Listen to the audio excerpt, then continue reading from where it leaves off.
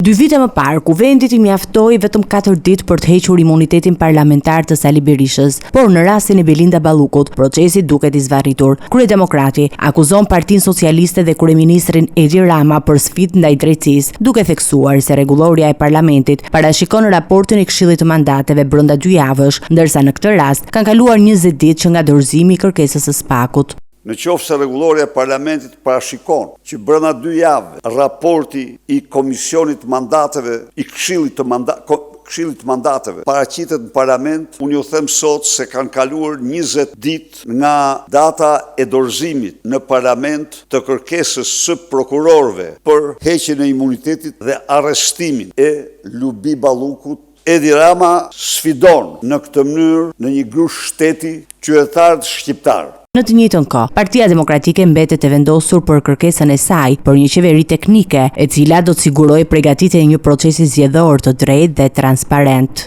Insiston dhe do insistoj për një qeveri teknike për përgatitjen e një procesi të drejtë zgjedhor. Partia Demokratike nuk avancon as dhe një emër pa u arritur marrëveshja për qeverinë teknike. Pasi të arrihet marrëveshja për qeverinë teknike, pa diskutim, Partia Demokratike do të avancojë ose do paraqes propozimet e veta krahas forcave të tjera politike. Berisha është I bindur se Rama do të ketë fundin e presidentit të Venezuelës, arrestimi të cilit nga forcat amerikane DEA ka ngjallur optimizmin e shqiptarëve sipas kryedemokratit. Janë një thirrje e madhe për shqiptarët për të ngritur në revolt dhe për të larguar këtë qeveri, për t'i dhënë narkodiktatorit të tyre atë fund të turpshëm që pati narkodiktatori I Venezuelës.